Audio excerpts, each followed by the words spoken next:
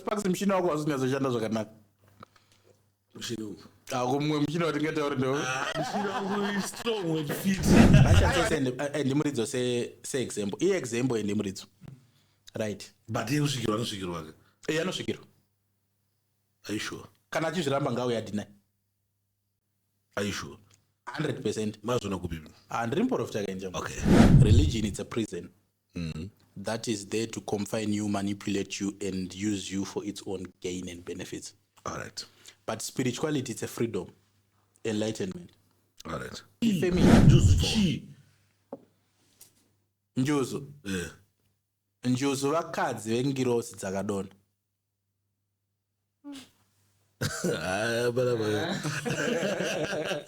Mudzimu haina kumbobvira yanamatwa. Mudzimu yaipiwa information nevanhu yosvitsa kuna Mwari musika vanhu. Yaipiwa information naMwari yosvitsa kuvanhu. Okay.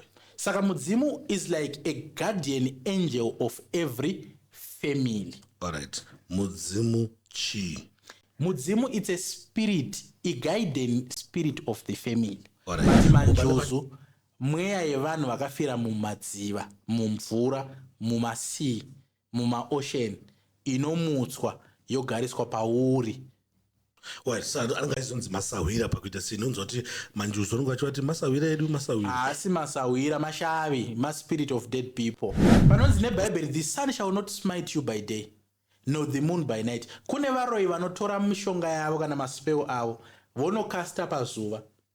Kuti munhu wese achagumwa nesunrays musiwo, achagumwa nezuva musiwo, anotoafectwa. Hausitomboona outbreak yemusoro. Why munhu weukama andika aine power yekukwanisa kundiroya inini?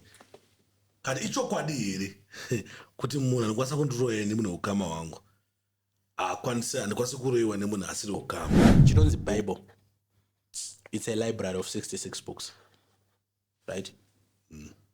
Which were carefully selected by scholars that were assigned by certain kings for military purposes, political purposes, social purposes, and religious purposes, but overall for controlling purposes.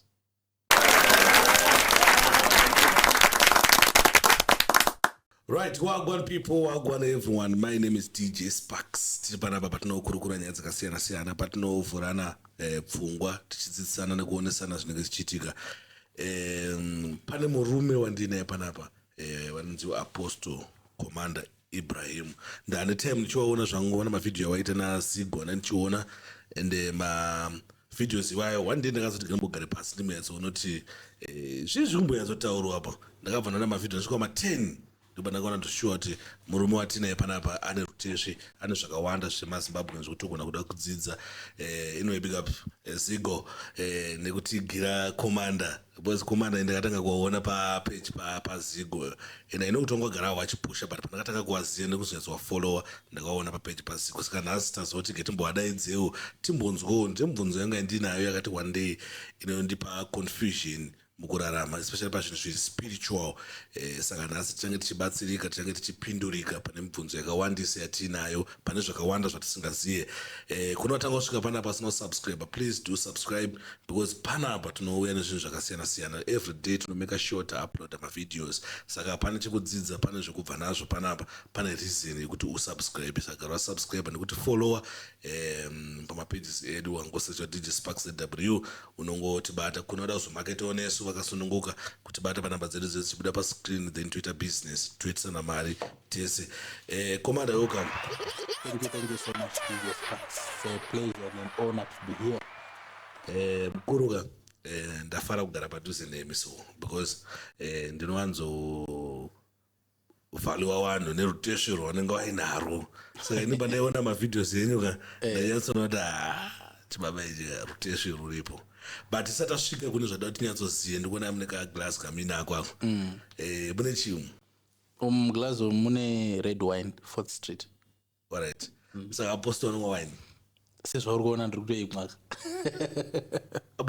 Abuna ma percentage here? No, this is not grape juice. This is wine, which means inotori nealcohol mukati.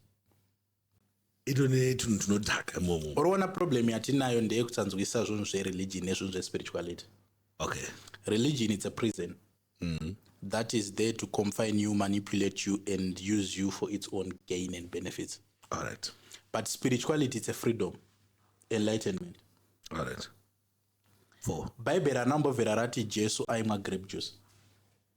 Raitaimwa wine. Bible rinoti Noah akadyara mizambiringa yake. Ndobva agadzira wine yake. Ndobva amwa wine yakawandisa. Ndobva adhakwa. Wine yakawandisa. Ndobva adhakwa. Bible rinoti Jesu akachinja mvura pamuchato wekana akaita wine. Bible rinoti palast supper Jesu akatyora chingwa, akadambura chingwa, akatora futi wine akapa vadzidzi vake. Okay. Akavapa wine. Bible rinoti Paul anoti kuna Timothy, nekuda kwedambudziko romudumbu mako, pota uchitora wine shoma. Yes, yatiri kutaura ichi wine. Hapana grape juice. Because indaizombotaura nemwe munhu tichitaura nyaya iyi achiti zvoni wine inozosiyana manje pakuti iye yaigadzirwa nemazambiringa anzi yedu ikatwatumakachaso amene magadzirwa twakuitwa. Aiwa, iyi wine plus mubhaibheri pane pakaburiswa here recipe yacho. Aiwa, kana kuti pane pakaspecifyiwa here kunzi yaNoa yanga yakadai, yaJese yanga yakadai, yaTimothy yanga yakadai. Abati yasagadzirwa nemazambiringa here. Wine yese inogadzirwa nemazambiringa. Abati yedi haizi isikatupe twiniri. Aiwa, listen, it's not about tumwe tunini. Alcohol is alcohol. Fermentation percentage. Problem haisi pa wine. Problem iri pamunhu ari kumwa wine. Alright, man of God. Imi munonwa yakawanda sei. Zvinongoti ari kudhakei. Aiwa, ukamwa wine yakawanda unodhakwa. Imimi pamunonwa imimi munosvika here pamunodhakwa nayo. Zvinodependa kuti chii chiri kuitika. Aiwa, munopindure munombodhakwa here. Ndinombodhakwa. Alright, but Bible inotaura kuti wine mudadi doro mupopota. Bible harisi novel. Bible shoko raMwari rinotaura kuti atadza mutake nematombo vangano vari kutemwa mazuva ano. Bible hariverengwi for calculation purposes. Bible hariverengwi for intentional purposes. Bible rinoverengwa for revelational purposes. Okay. Spiritual understanding and revelation of things that are hidden. The Bible is not literal. Okay. You understand? I'll give you an example. If you pray for people, anyone who truly sees things, vachakuudza kuti they have a problem sleeping. Right. Unozvisa? Kana pane wani munhu anoti akambosangana na Commander Ibrahim vakadhakwa, ngaafile free kuposta. Unozvisa? But ndinogona kutoimwa wine ndiri pamba pangu. Anditi pamwe kuma 8 usiku. Ndakagara nemudzimai wangu. Ndodhakwa. Ndobva ndarara flat. Chii chaita kuti ndimwe ndidhakwe? Maybe I want to sleep. So, wine munhu aimwa ndiye ane problem. Kuna anogona kutomwira kuti ndoda kunoshauda sparks. Odhakira sparks. So, whatever reason you are drinking wine for, inodetermine. Kune umwe munhu wekuti aachamwe wine, but wine yakumutuma kuti aimwe. Right. When you have an addiction towards something, you are no longer the one in control. The substance is the one controlling you. Okay. Which is an error. Yeah. All right. But pane zvinhu zvinozotikontrola izvi. Pane here zvinhu zvatingakwanise kuita spiritually kuti tisakontrolwa nezvinhu. Especially nyaya zvinhu zvakaita semadrugs. I'll give you an example, Sparks. Vanhu vakawanda vane imagination yavanayo concerning madrugs. Many people don't have spiritual knowledge, but they have medical knowledge. Okay. In fact, their knowledge ndukanganisa, because knowing and having knowledge are two different things. Okay. For example, iwe andinoziva kuti nematumbo.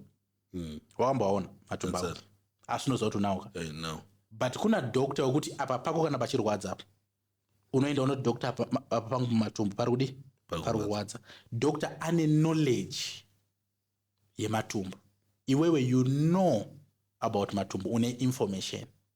Okay. A bit about matumbu. So vanhu vakawanda vane just a tiny information on spirituality and medical stuff, but they don't have the real knowledge. Varoya vana kupusa. Ukangosumuka ipapa Sparks ukadona apa ukafa, vanhu vekumba kwenyu vanotofamba kuti vanzwe chichakaitika kunani kuna Sparks.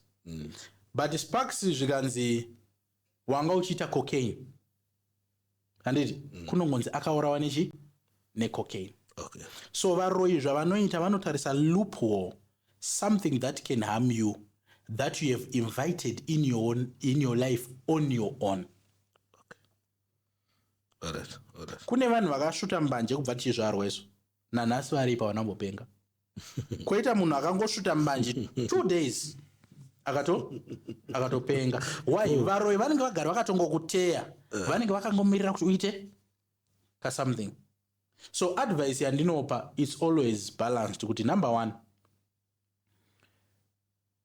chimbofambai kana mwana akatanga kuita zvemadrugs munzwisa kuti madrugs aya ari ega here, but matofamba ndika problem iri spiritual cha-address, but remember this person was taking physical substance, which means kuti achada futi physical help, zvoro kuti achafanira kuenda kupi kurehab.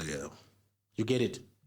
Saka hakuna prayer inonzi munhu angonamatirwa ndobva atoita soap. Aiyo, munhu anonamatirwa chemweya changa chakamubata chichiita kuti atadze kuresista chobva, then kosara chenyama chinozoda rehab kuti chidi chibve. Alright. Men of God, ndauti mumbondisana nguru musiyano uri pakati pa fake prophet na false prophet.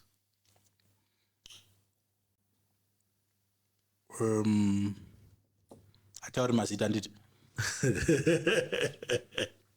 taurai.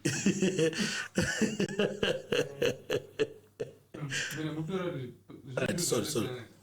Say. Nduti zvinhu zvakatosiyana fake prophet na false prophet. 1 2 vakatosiyana. zvinhu zvakasiyana. Right.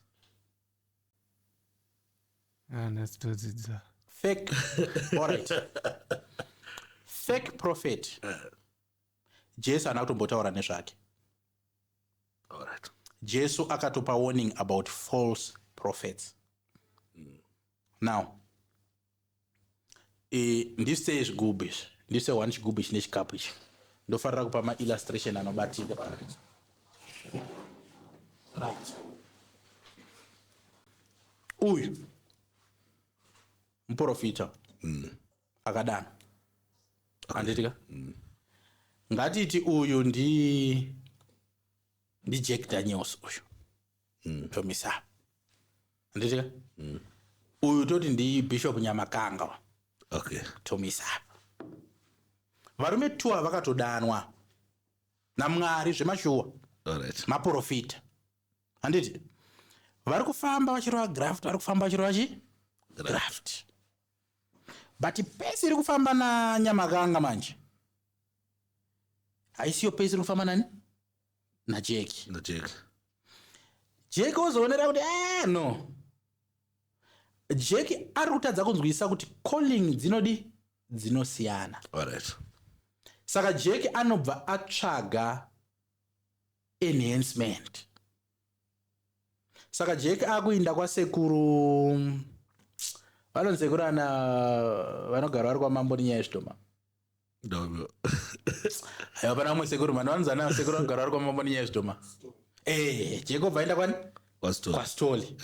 Unopiwa kasini kake. Panodzoka Jake manjika anenge akufamba. Okay. But Jake mukufamba kwake futi, vhangeri yaari kufanira kunge achiparidza inenge yati chinjei. Alright. Ichiri naJesu mukati, but yati chinjei. Why? Because pese paunopiwa chinhu kun'anga chine mhiko dzacho. Alright. Pane zvaunobvumidzwa kuita, pane zvausingabvumidzwi kuita. Saka zvichakufosa kuadjusta. Uruzvona? Saka uyu atori muprofita akadanwa naMwari atori nezodzo, but awedzeredza. Handitika? Plus aakurasa vanhu bichana. Information yake yafanana neya Satan kuti ine chokwadi but ine ka twist mbichana. Wazvibata? Ndiye anonzi false prophet. Atori prophet. Then fake prophet manje. iconman ritori bogus. Power haatorina pakanzi pane munhu ane chidhoma anogona kutongorohwa akafa. Iart. All right. Art, it's a skill. It's like kuna inzi Jimmy Jones kuAmerica. And the Guyana tragedies. Ukatsvaka documentary rinonzi Jimmy Jones and the Guyana tragedies. All right. Jimmy Jones ndiye akatanga zvekudzura. Jones ndadzura ichi zviya zvinoitwa nevamwe vanhu. Aiwa zvakatotanga naJimmy Jones izvo zviya. Jimmy Jones aitoti pakauya munhu ane cancer, aiviga chinhu chake cheblack kana muruoko, otodai munhu ototi ndadzura cancer. Otoratidza vanhu. Achinyepa. Jimmy Jones akazofana vanhu vakawanda because anga kutsvagwa naFBI ndobva audza vanhu kuti Mwari vati takufana kuya kudenga, akapa vanhu poison.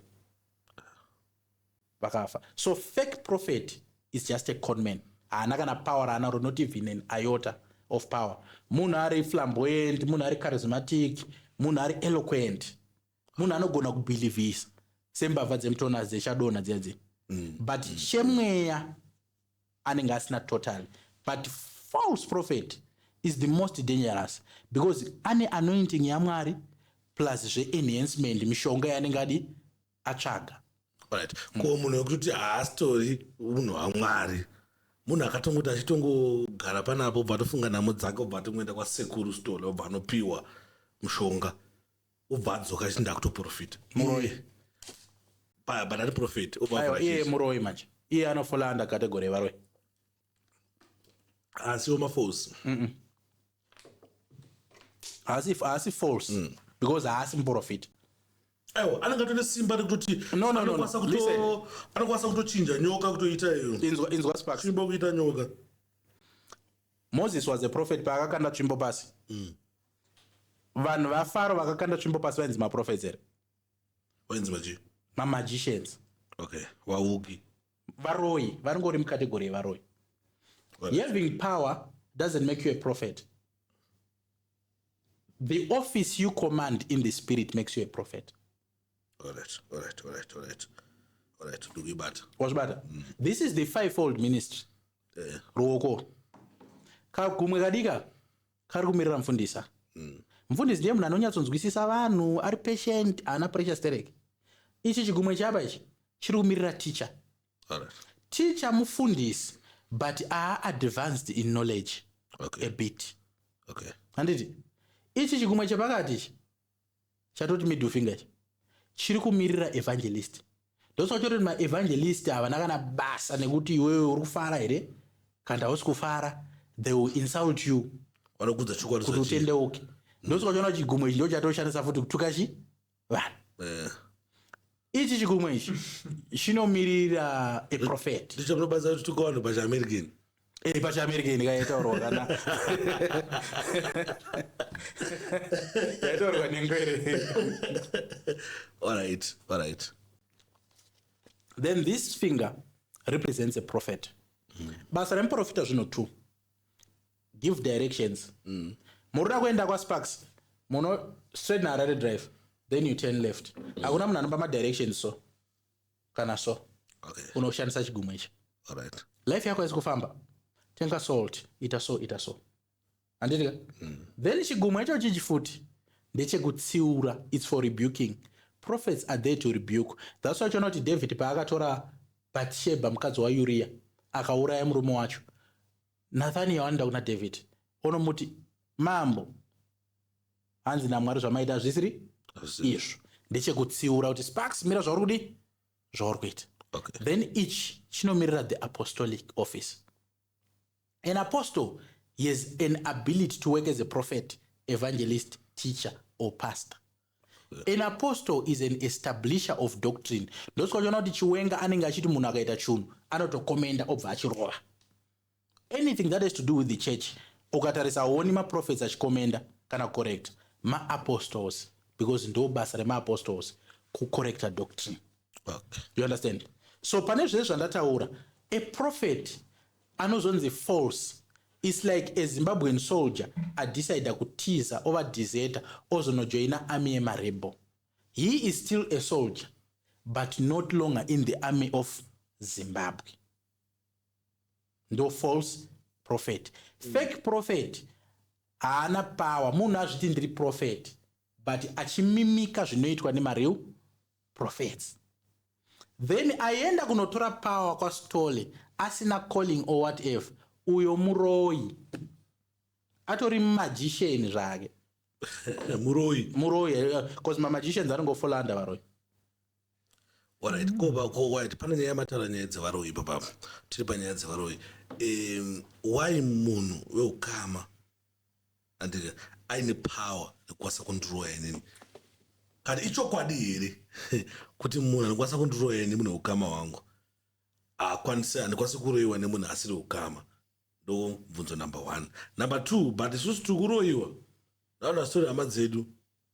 Mwana menyu makati takambuya kanoroya. Kanopeseka kuti ukuroya zvodu unotofunga kuti akati kuchita asati naukama. Chimbayatotsanangurira panyaya dzekuroyana apa kuti uroyi hunomboyatsofamba sei, ndiani ane simba rekwanisa kundiroya nasina. So that was your nekusaiza, but no one nekusaiza. So basically that's a misconception. It's a varoi ndo vakatofambisa ruma iyoyo kuti munhu asiri hama yako akwanisa kukuroya. It's a lie. Alright.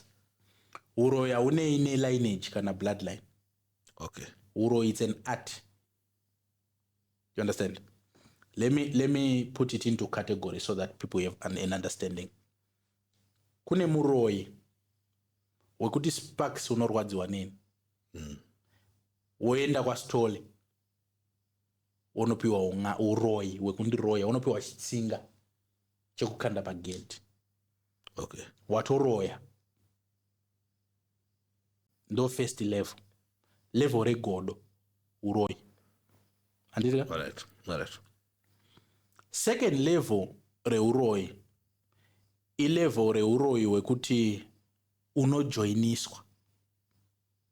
Okay. Hausi wekuzvarwa nawo. Yoti mbuya wako anongokutambidza kuti sekuru wako anongokupa tsvimbo nechi. Ayo. Kuti inini sparks ndoroya inini. Ndiri bro wako. Ndotokujoinisa iwewe kuroya. Alright, let me put it in simple terms. Kuroya kuti nguri kuti kudya nyama dzevanhu kwekuita sei? Kwaunokwanisa kujoinisa munhu. Alright, kwekujoiniswa kazhinji kacho ndekwekuromba. Alright. Kuti sparks uda tite mari hande tinoona ningi. Taenda ikoko wobva wodzwa miko dzekunzi yo saka yo mfana wako jeru yawe.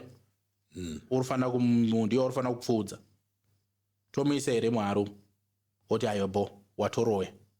Itori rimwe level rekuroya rori. Saka toona kuti pagore negore because of covenant yawaita nealtar yawaita pakufa munhu uroyi yawe. Kozoita level reuroyi manje weshavi wekuti wakatonotsvagwa ukawinzwa mweya ukawinzwa mumuri. Saka uroyi uhu huri mublood, hautombouchuzi, unotozvarwa wakadaro because kwauri kubva iwewe kune ndekwevaroyi. Rega ndimbokudisturba knowledge yako yebit sparks. Unombonzwa here ma-incident sparks ezvinhu zviri strange zvinoitika kuchikoro kuvana. So vana varingodonha kana kuti pari kuti vange pane satanism yajoiniswa vana kuchikoro, zvinhu zviri weird zviri kuitika vana kuchikoro. Imimi brain dzenyu munofunga kuti maticha anenge achiinitiata vana? Pane pamwe pacho patonzwa kuti akainitiatwa nemamwe mafriends ake, tonzwa kuti akainitiatwa namedhem kana naticha waanodzidziswa nawo. Muroyi paanozvarwa, varoyi vakazvara, muroyi anoroora muroyi. Akasoroora muroyi anomuinitiata umuroyi. Okay. Inenge isiri secret, vanotozivana. Panozvarwa mwana muroyi, handiti level rata kupinda iri manje ra level reta kunge African move, but trust me, this is very real. Vanhu vanoziva zvinhu zvandikutaura, vanhu uchatoona vachitokomenda chikudza, this is real. Panozvarwa mwana muroyi, paanokwanisa 3 months, handiti anokandwa kumadziro. Akakandwa kumadziro, akarovera, akadonha, anenge asina kuinherita uroyi. Akakandwa kumadziro, akanamira, ainherita uroyi. Akutanga kutotrainwa kubva ipapo. The power yeuroyi iri pasecrecy. Ndosaka uchiona chero mukatsvaga sei, it's very difficult kuti munyatsokubata munhu momuti dzvita mubata muroyi. Saka uroyi hautange munhu akura, hunototanga kachinda kucreshi kanenge kachoziva kuti ini ndakadai. Uzwisa? Vana venyu pamuri kuvaendesa kuchikoro bye vari kutopinda mukilasi nevaroyi. Ndopaunongoona mwana kuti paari kuenda kuchikoro akuacta strange, akuita zvakati ainitiatwa nani nekamwe kamwana kaanodzidza nako. Uroyiwo. Unzwisa? Saka kana uroyi huri hwemudzinza, hapana need yekunzi hanzi tine ukama. Vanhu ivavo vari high level yezvinhu zvemweya. Now, let me explain chii chinonzi uroyi so that people understand. Uroyi is just an ability to manipulate elements to your favor. Okay. Per planet we have water element, fire element, earth element, and wind element. Anditi? Ndikabuda panze apa sparks, ndikanhonga ivhu. Anditi? Ndotaura kuti ivhu remuno muBlufffield rwisai sparks. Anditi? Ndoriregedza pasi so. Vana vauyi pano. Zvinhu zvotanga kudako. Right. Saka tikuedza kupa muroyi simba rakadaro, zvese zvaanenge ata zvotoitika. Kwete kuti tiri kuedza kumupa. Vanotori naro simba. Chinonzi power sparks chakafanana nebanga. The more yaunorirodza, the more yarinowedzera kuita sharp. I think tivha mambotitsanangura kuti chinombonzi power chii chiitika kuti muroyi ane power, because I believe kuti iko kuvaroyi wacho kune varoyiwo vasina power, kuti vane power chaichaio. Vakafanana varoyi vacho vane malevels. Ndoti kutaura ya. Kune varoyi vanokwanisa kuroya ma-individuals. Kune varoyi vanokwanisa kuroya ma-families. Kune varoyi vanokwanisa kuroya guta, a whole city. Zvinonzi nebhaibheri paive nemurume, handitika? Ainzi Simon the sorcerer. Anga akaroya guta rese. Urikuzwa? Kune varoyi vanokwanisa kuroya. Kune varoyi vanokwanisa kuroya continent sparks. Panonzi nebhaibheri the sun shall not smite you by day, nor the moon by night. Kune varoyi vanotora mishonga yavo kana maspell avo vonokasta pazuva, kuti munhu wese achagumwa nesunrise musiwo, achagumwa nezuva musiwo, anotoafectwa. Hausitomboona outbreak yemusoro, kuti munhu wese anenge achikuti ndikuzwa musoro everywhere kwawaenda. Chinoita kuti vanhu musanzwise nyaya idzi inyaya yekuti zvamunovhalyuwa imimi muphysical realm, it's useless mumweya. Okay. Varoya vanange vaikufunga mari, because mumweya mari is not a currency. Mumweya your soul is the currency. Your star, your gift is the currency. Okay. Unzwisa? Mumweya ma body parts I currency. Let me shock you a bit. Producer wako zvora kuti zvinhu zvemedia akapenga nditi ngatiti pane umwe blogger arikuda kusumuka.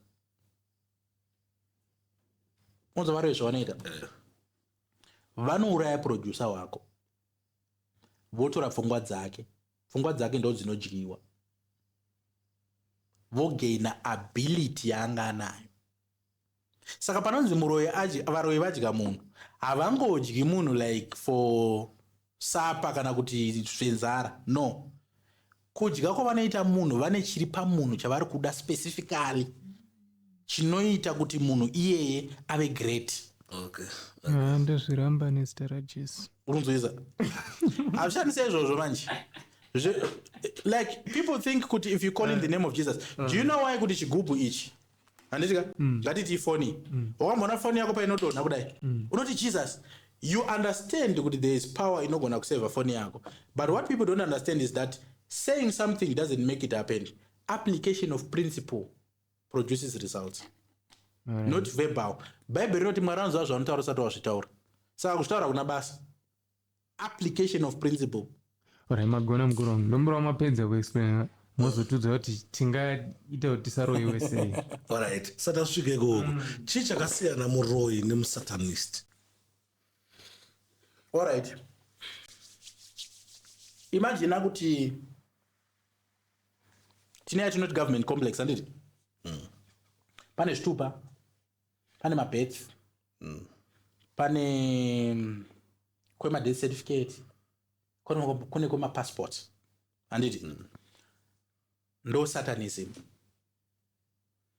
Tikungoti isusu satanism is just a broad term rekungotaura zvinhu zvese zvisina umwari zvinoitika muofisi yaSatani.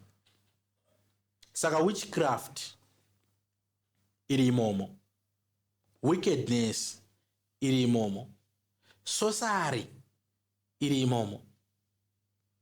Wazvibata?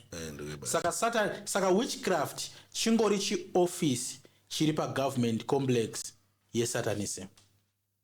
Alright. But ndozomboona kuti maiti anonzi ari kumaroyerana tinoita isusu ekutsikirirana ekuti uyu asabate chakanaka asete sese zvoita kunge zvinozvinosiyana kana kunzi yasatanism manje. Like panopa kuti madhiri kunzi akatengesa so kuna devil. Kana kuti paite bhazi raita accident because satanism ikuda ropa. Muona level racho witchcraft yacho kana level racho imaita zvitenge zvakanosiyana neuroyi so. Alright, number one. Hakuna mudzimu unokumbirwa. That's a lie. Let me clarify so that people understand. Chinonzi mudzimu. There are many entities. We have angels. Ma entities.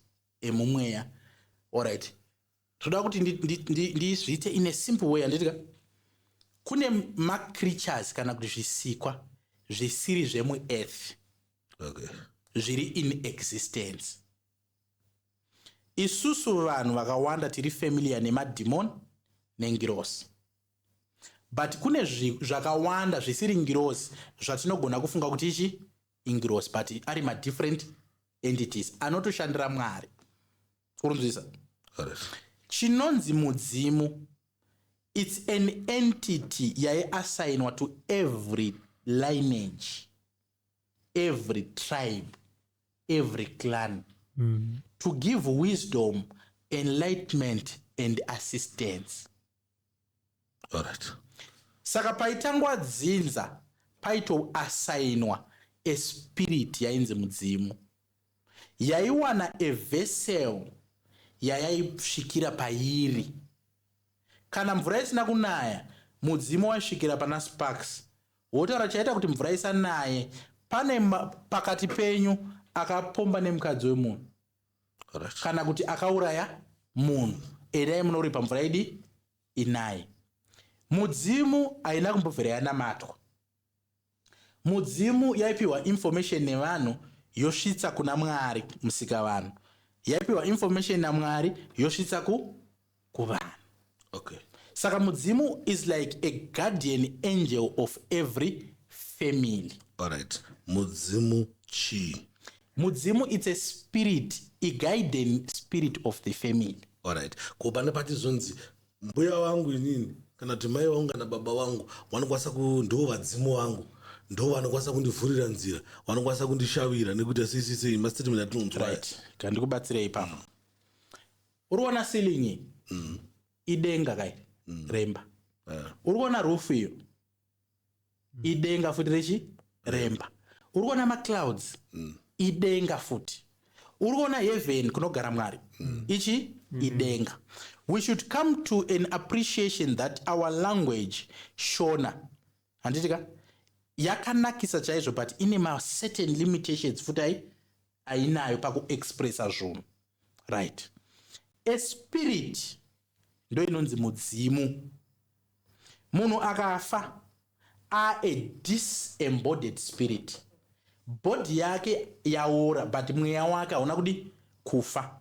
Saka mweya iwo unonzi futi chi mudzimu. But mudzimu wemunhu afa nemudzimu weguardian spirit zvinhu tu zvakadi zvakasiyana. Now, painzi mudzimu uri kusvika, havasi sekuru vako vakafa. It's a guidance spirit yanga iripo from day one. Yakagara pana sekuru vako ikabva ipapo ikagara pane vamwe kusvika yagara panani pauri. Example, Charwe. Unomuziva Charwe? Right. Charwe aigarwa nemudzimu waNehanda. But she was not the first. Kugarwa nemudzimu upi? Iwowo. Vana mbuya vaCharwe vakafa kana vana sekuru vaCharwe vakafa. Havasiri ivo vaiva vachigara pana Charwe. Charwe aigarwa nemudzimu wekutanga wakaasainwa mufamily ipi? Iyoyo kana kuti mudzinza iroro kana kuti munzvimbo iyoyo. But from anzu yatinoita tinonzwa kuti mbuya neHanda. Mudzimu wambuya neHanda. Unogara pavanhu vakasiyana-siyana. Not kuti ndiwe same family. Anzi mudzimu weyo kuti zvafanira watinoti mbuya neHanda isusu. Anaenzani Nyakasikana. But asi neHanda chaichaiyo ndike. Anzi weyo kuti utoenda pana Nyakasikana. Utogara uripo uyu paanoparara kati panofanira uone time andike unobva uenda pane mumwe munhu, that is uyu mudzimu wenyika andike pane mudzimu wenyika ndike right. Uri kuona zvawaita wabva watozvipindura. Rega ndibva ndichiexplaina ndichienda ndichipindura mubvunzo wako. November mwedzi wemhondoro. Mhondoro chii? Midzimu mihombe. Kune mudzimu wefamily, kune mudzimu wetribe, kune mudzimu wenzvimbo. Zvinhu zvese zvakatosikwa naMwari izvo. Zvakasikwa naMwari istructuralization yaMwari. What kone izvi midzimu iyi isimo mubhaibheri? Nei midzimu isimo mubhaibheri? Irimo here kana iri mumotudza pairi. Mubhaibheri hamuna mudzimu here? Aiwa, mabudiro achaitonzi mudzimu wangu achitaura anohanzira hakuna. Like mudzimu unotobuda uchinzi wabuda asina munzwa achinzi mudzimu wakabudira pana Isaac. Kati mudzimu wakabudira pana David asina mbozvinzwa. Angosiri masiyaniro kana zvitenderera anenge achingoitawo kuti midzimu yacho inenge ichi handisingaziye. That's a good question. Let me explain it for you in very simple terms.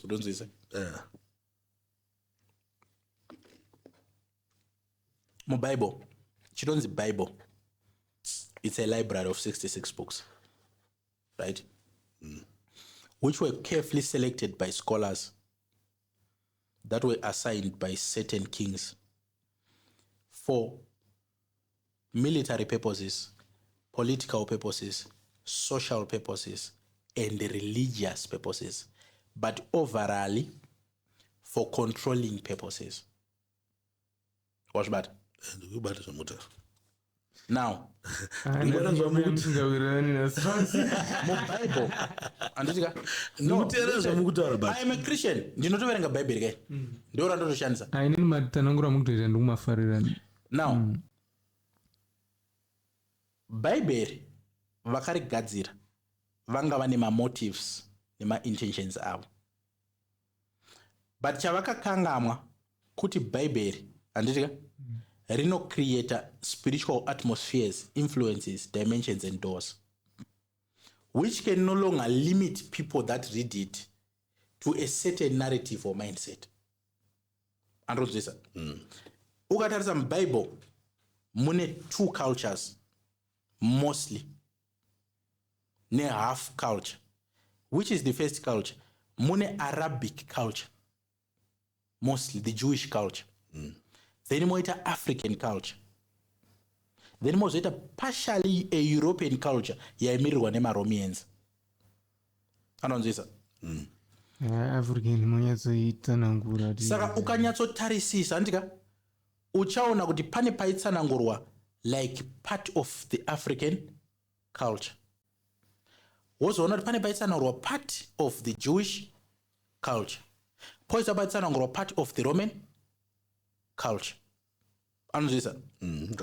Saka according to these cultures now, anditika pane vanhu vaisvikirwa kwete nemudzimu wedzinza, but vainzi vaisvikirwa ne the Holy Spirit. Bible rinoti mweya mutsvene waiuya wogara pana Samson. Wagara pana Samson aita simba risati ramboonekwa enda unodzura gedhi resiti onori siya pamusoro pegomo kusvikirwa ukekwe. Elisha anovingwa obva ati nditsvagirei munhu anoridza hapu andiridzire kuti mweya mutsvene ugare pandiri. Saka there was a time yekuti mweya mutsvene waitosvikawo handitika kuvanhu vaive mushoko sesvikiro semudzimu. Remember tati mudzimu chi? Mudzimu zvinongoreva kuti spirit. But mudzimu waisvika pana Samson waibva wadefine wobva wanzi the Holy Spirit. Ko iyoyi vaisinawo zita inongonzi spirit chete. Aiwa manje imimi maAfricans ndimi makaalawa maEuropeans kuti adefine mudzimu wenyu. Inawo mazita wani. Mudzimu wachaminuka, mudzimu weZimbabwe, mudzimu wekuvhima. Aiwa, no. Now that's a different issue now. Iyoyo.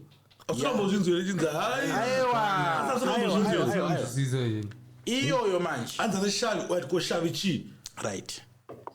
Mudzimu ndati inini mweya waiunzwa mumuri. Saka haukumbire kumudzimu kuti toda kuroya uyu because basa remudzimu ndere kuprotecta that family. Anonzisa? Paizoita vanhu vanoda simba because anosvikirwa nemudzimu anenge achirespectwa. Andozvona? Ana anoending. Ega ndiye makuru wani. Saka paizoita vanhu vanoda that same power. Sorry, just to catch you. Munhu anosvikirwa nemudzimu saatori anointed. All right, don't take terms in a religious sense. Anointing zvinorevei zodzo. Saka kana iwewe uchisvikirwa nemudzimu utori nezodzo, itori zodzo iyoyo. Apa mukurati wakatozodzwa kakuti uve neability yekuaccept pauri. Alright, ngori ndikamubvunza kadiki. Samukurati these Western guys who came with the Bible kuAfrica vakangoda kungochinja materms in order to demonize what we are currently doing just to control us. No, they never changed anything to demonize. You Christians who are judgmental and lack knowledge are the ones who are demonizing. Alright, asada kupindura pekuti shavi chi.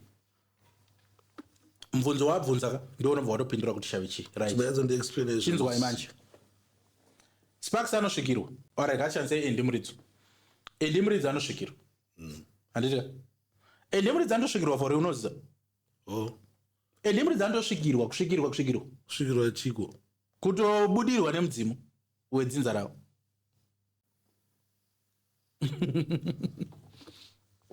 Right. Ngatiti endimuridzi anosvikirwa handitika? Ngatishandise endimuridzo se-example. I-example endimuridzo. Right. But yekusvikirwa anosvikirwa ke? Anosvikirwa. Are you sure? Kana achizviramba ngawe yadinai. Are you sure? 100%. Mazona kupi? Ndiri muprofita kaenjama. Inini baba ndikakukwazva ende kusikanai. Chimonisikanayi. Ndotokusikanai. Chimonisikanayi pana life. Muda ndokusikanai kuti udi. Anything about life yangu. Aiwa atiti isoso. Andisida kunyadzisa. Chikunyadzisa haisitete. Ndiri ready. Chimotaya wari kana tuno ndazoti mukuze zvamukutaura. Munoramba kumba. Atizopakati. Atizopakatika. Ati pakati. Murove mugoma. Vanoramba kudini. Aiwa murove. Chimotaura chingoni believe chikutaura zvandoziya ndivana ngobelieve. Munhu ukamuudza anything chiri sensitive abvumi azviite. Sparks mushina wako wazinyazoshanda zvakanaka. Mushina uyu. Kumwe mushina watingatauri ndo. Mushina wangu strong with feet. Aiwa handina kuti hausi kushanda. Ndiri kuti example ukaudza munhu kuti mushina wako hausi kuti hausi kushanda. Anoramba ka. Atakati kushanda. Anyway, ini ndemubvunzo wangu wandakatsonzwisisa panyaya dzemashavi asada kugutsikana. Maybe udofu handina. No, ndo patoda kupindura pashavi. It's very easy. Kana papindurwa ndisina kupabata maybe udofu. Ndazopadzokoro imi ndapapindura. Ndipapindure pashavi. Right. Shavi manje. Tati isusu tina endi anosvikirwa. Endi anosvikirwa mfano wake neSparks. Sparks ari kudawo zvietiri. Alright. Because zvietiri rina endi riri kuita kuti arespected maelders. Sparks manje anobva auya kuna Jerry ndiyo tsotso. Alright. Anditika obva ati muri kuona blazi ka vari kurira, ndiri kudawo chunhu chinoita kuti ndirire. Obva hanzi unogonei oti ndogona kuvhima. Obva hanzi ande musango, oenda musango anonokumbirirwa shavi resango. Chinonzi shavi, it's a spirit of a territory. Alright. Saka musango handitika ndo mune mhuka. Saka ukanzi iwe wakumbirirwa kushavi resango, zvoreva kuti uri kunzi vhura dho rako resou yako reconnecte neshavi remusango, nespirit yemusango. Saka pauri kunovhima iwewe nesango you are one. Saka automatically uchaziva kuti mhuka dziri pakati. Wazvona? Ndo raakunzi shavi. Alright. Urinzisa shavi mweya usingafaniri kunge uri pakati pevanhu, but vanhu vanoudaidza kuti uzovabetsera kuita zvavari kuda. Mweya iwo kana wazouya zvaunoita manje Sparks, unoda reward. Okay. Ndipo panozunzwa kuchinzi vanhu havasi kuroorwa. Wakapromiswa kunzi vakadzi vese till the 10th generation ndevako. Ndipo panoona kuti vanhu vari kunzi vari kuita marombe.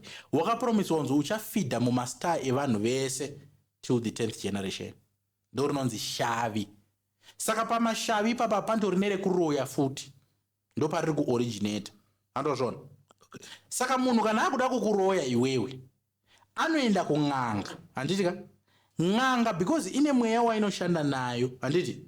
Inobva yatsvaga kuti ane shavi. Mweya uyu unoshanda nayo wakanaka ikati wakashata, mweya unoshandiswa nen'anga idzi.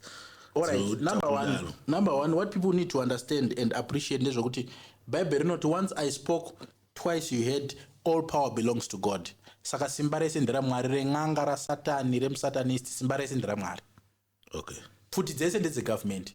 Ndoso vachifana kuita license. Futi dzese ndedze government, chero iri yako. Alright. But futi unozodecide kushanda zvaunda kuita naye iwewe. Alright. Saka kune vanhu vane simba harisi ravo ndera Mwari, but ivo vari kurishandisa zvavanoda.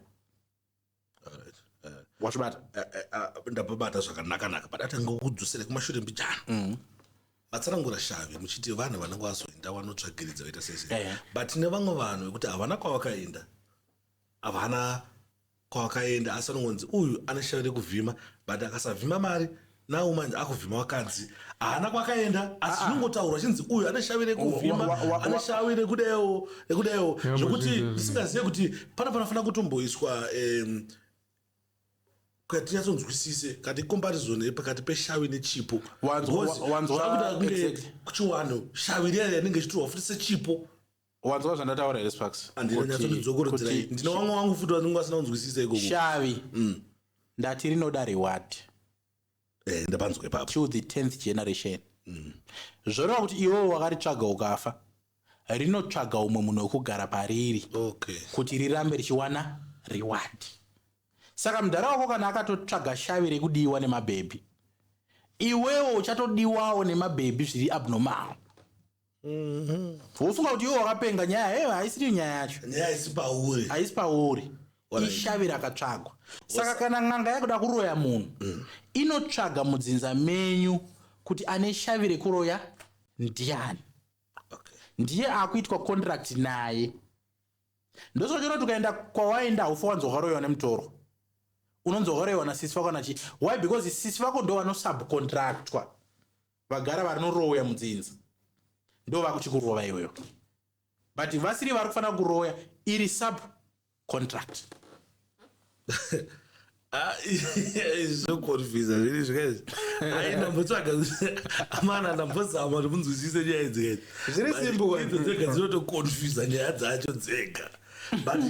But madzi explainer zvandataka kunzwisisa especially panyaya dzeshavi because nyaya yeshavi yandivhiringidza singaita. Alright, ndine mumwe mubvunzo maybe because of time kana makuda kumhanya I know kuti mufanira muchimhanya takuda kusvika but ndine mumwe mubvunzo yandasara nayo.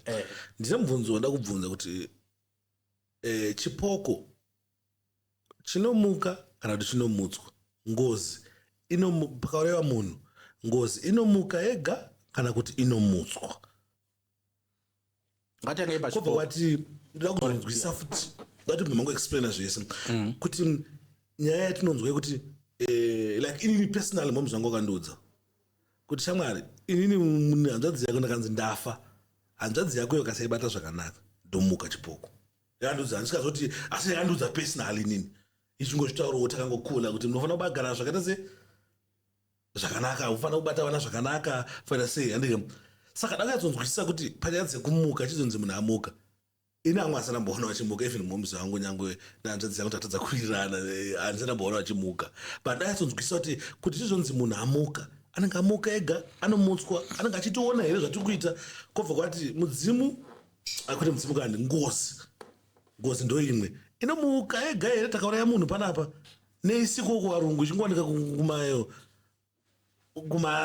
kwatiri kunokuchinja anjimbo yadzondibatiraiwo nyaya iyoyo munenge wenye yakanaka nyange mukumhanya chimboriona zvazvinoita vanhu ndezvekuti vanhu vane mamisconceptions akawanda. For example zvounzanzi varungu havamuki ngozi, varungu havamuki zvipoko. Unoziva kuti ma-haunted houses akawanda kuvarungu kudarika vanhu vatema.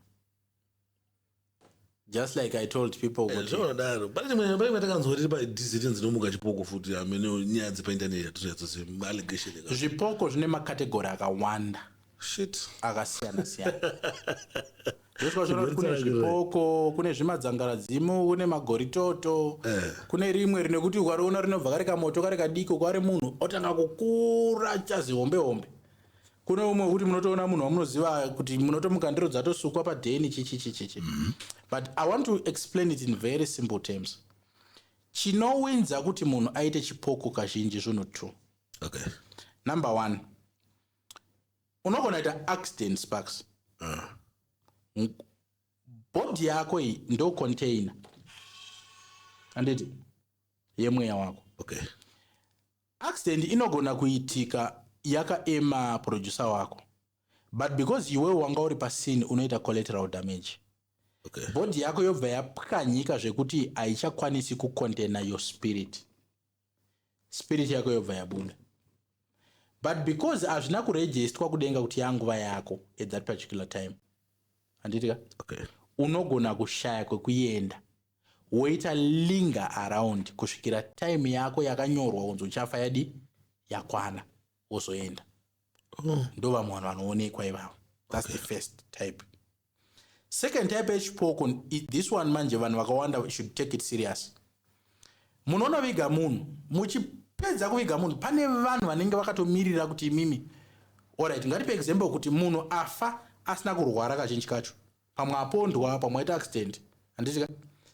Iwewe Sparks unotori nepackage yepower remweya riri mauri. Pamwe ungofanira millionaire. Anditi? In fact, a millionaire. In fact, you are going to become a millionaire. Amen. I receive. Aba maroba. Also, I receive. I finish your bandata or of you, Daro.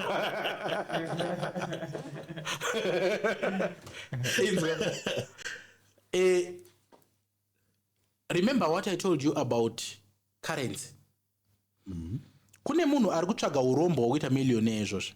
Saka pari kutotsvagwa millionaire afa asati aita millionaire. Okay. Saka moment yawafa iwe uchingonovigwa, handitika? Vanhu vakawanda vaziva kuti spirit yako inoita 3 days before yabva on earth. Unzisa? Spirit inoita 3 days. 3 days before yaenda. Uchingovigwa iwewe, vanobva vacapture spirit yako. Spirit yako ndo yakushandiswa for my benefits evava. Hausomboona here mascenario, this one even my viewers andika anogona kuconfirma neni vakambosangana nazvo. Hausomboona umwe munhu iwe kuti unogona kupesana neumwe munhu unoziva akafa. Urinyatsoona kuti munhu unopesana naye apa anenge ningi wandinoziva pamwe kuSouth Africa kana kuTanzania. Uchizoona kuti haiwa mani munhu wandaona apa anenge ningi wandinoziva. Unzisa? Saka vanomushandisa munhu iye spirit yake kusvikira vaachivha zvavari kudi? Body yakapwanyika tomboti paitika accident. Body yako chero ikapwanyika. Image yako antiripo here. Vangashandisa image. Anonzisa? Vakumushandisa. Zvamunoti zvidhoma zvese kana zvitokology.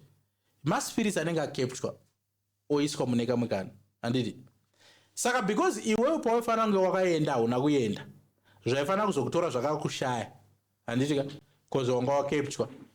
Pauchareleaswa iwewe nevanhu vanga vakakubata, hauna kwekuenda, ucharamba uchiita linga around. So what do? Unodzokera kumba kwako kwakugara uchiziva.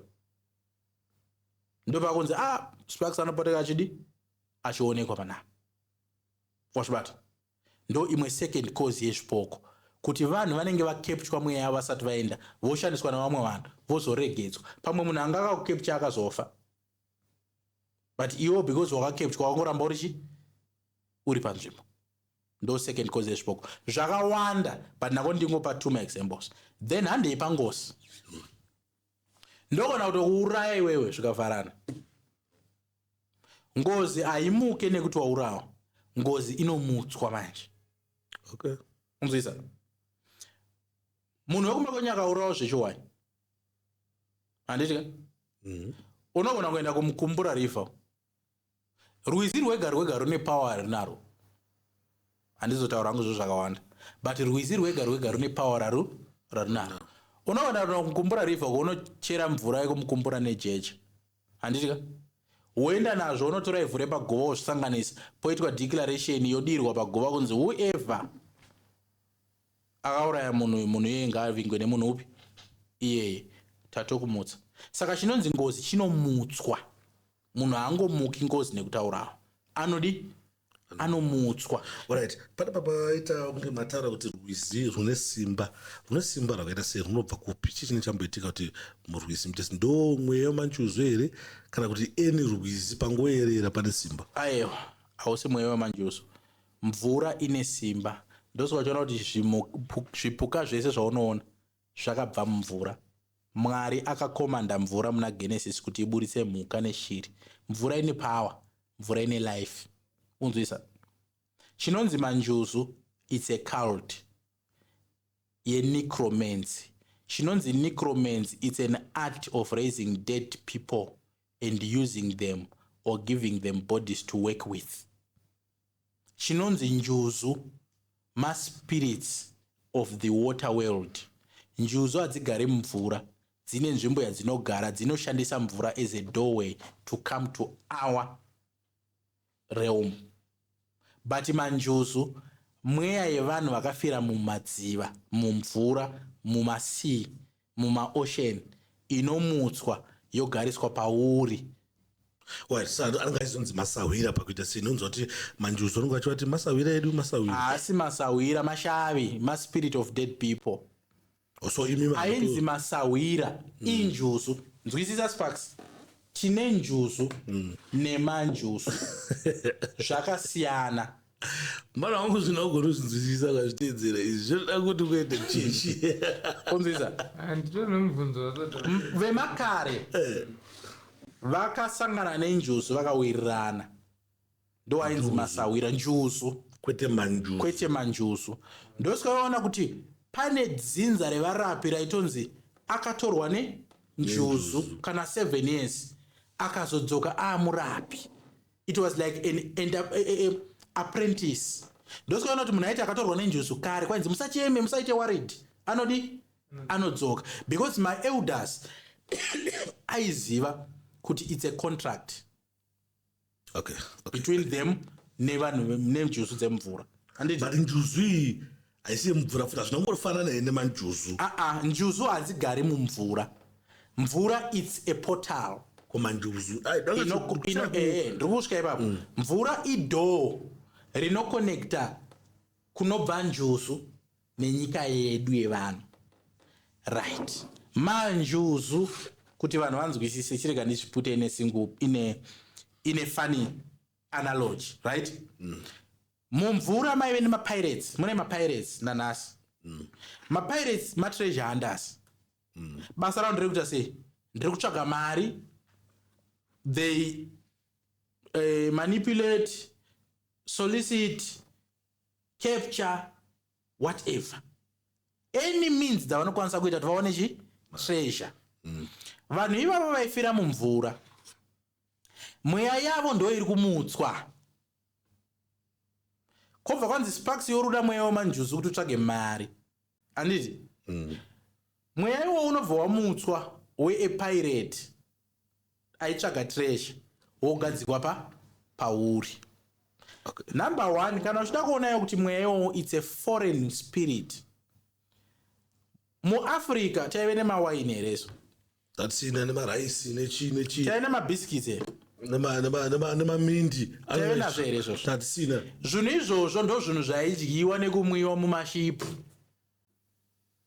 Saka mweya iwo nekuti wagara pauri wakudawo izvozvo zvawanga wajaira kudi kuita. Ndozochona kuti vanhu vemanjuzi vane ka same pattern. Havaroori. Why? Because mushipa hamuna munhu airoora kana kudi kuroorwa. Okay. You cannot cross their path. Vane kamwe ka violence kavanako. Because in nature ive mumashipi momo. Urikuzwisisa? Hatina isusu patakambopira nezvinhu zvinoshandiswa kupira nemanjuzu. Hatina patakambodira waini, mablack label, kana rice, kana mabhiskits mumvura tichiti tiri kubabhisa vadzimu vedu. Hakuna. Unzwisa? Haungaiti mudzimu wedu maAfricans because hapana munhu akaroora njusu pakacreatika ukama wakazocreata dzinza remanjusu. Okay. That's a cult. Samuri kuti manjuzu necho vanhu hazvitombo. No. Vanhu ve-ATR vaifana kutogara vazvidzima zvinhu izvozvo. It's not even part of our African traditional spirituality. Chitori chicult. Chireligion chemanjuzu ichi chinofanira kutongokwana mu government complex yesatanism. Ndo machitori. Okay. Kana vachiti icho vanhu kune njuzu dziriko manje. Njuzu manje ka ndo dzaiita pact nevanhu konzi hatina sahwira vedu vekumvura. Sahwira havasi part of the family. Njuzu chi? Njuzu vakadzi veNgirozi dzakadona.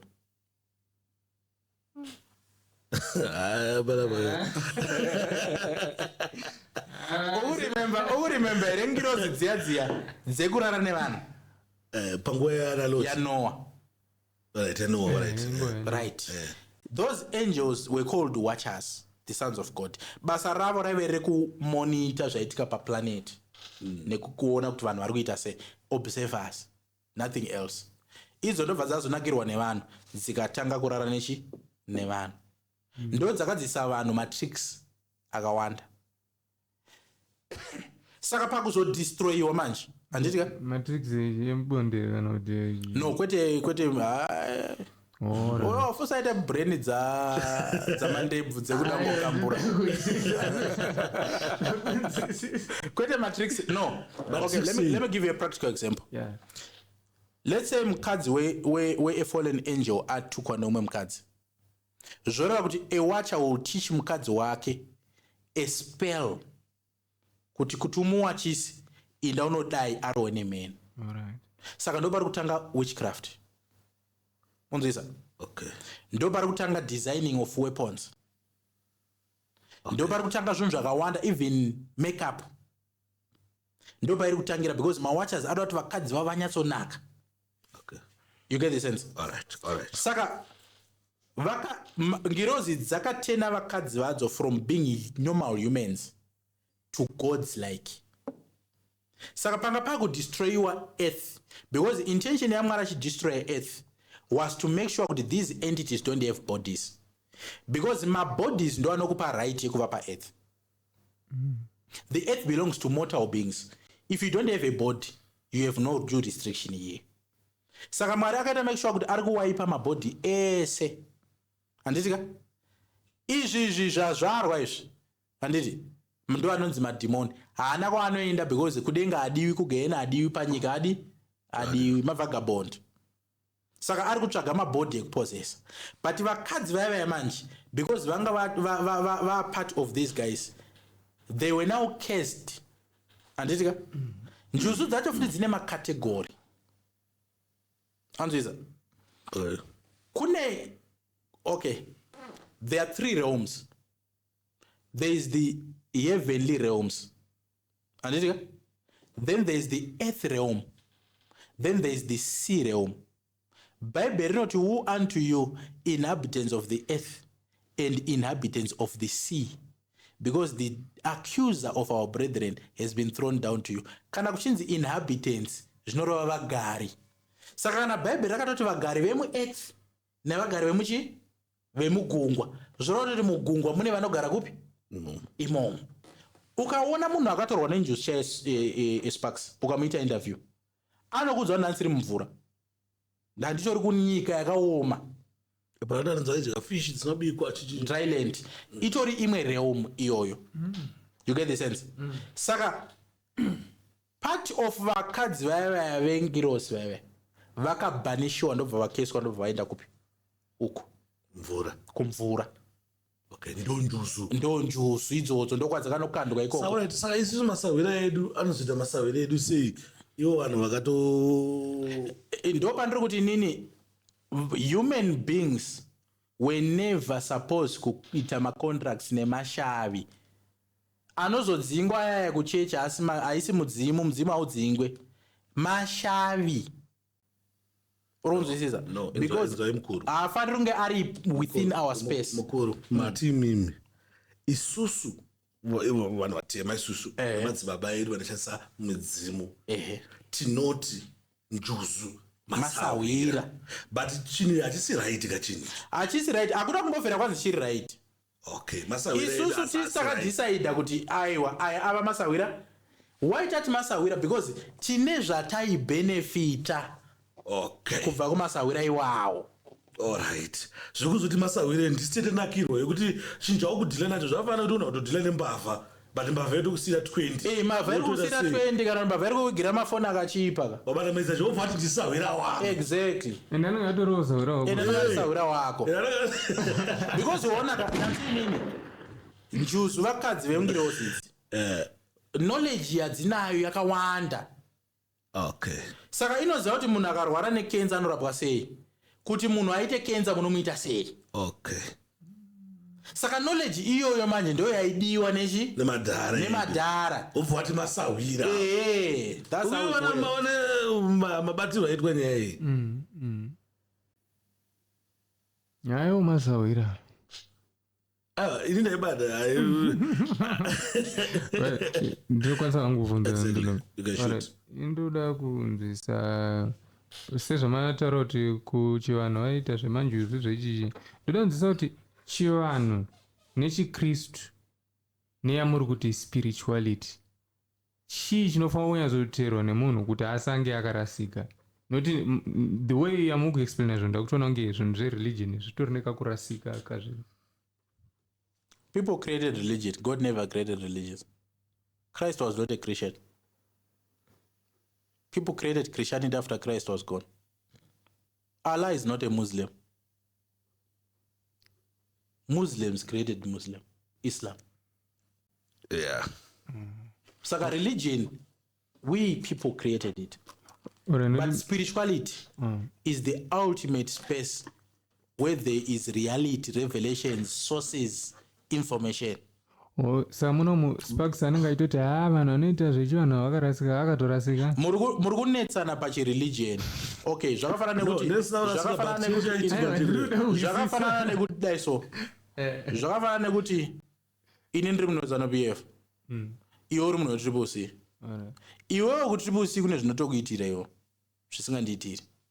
Inini kuZANU-PF kune zvinondiitira zvisingakuitiri. But tese tiri machi Zimbabweans. Our one and aim goal ndeyekuti Zimbabwe idi inaki. So noise yese chero ikaitwa iyi. Number one, all power belongs to God. Power rashandiswa naimam kuIslam, power rashandiswa naprophet kuChristianity, power rashandiswa neng'anga kuchivanhu rese nderaMwari. And at the end of the day, all of us, we come from the same source, we will be judged by the same source. Urunzisa chakungotisiyanisa manje religion dzatacreata idzi dziri kucreata maloopholes, dziri kucreata madangers. Saka iwe chakufanira kuita manje kungochuza path yauri kuona kuti in less danger for you.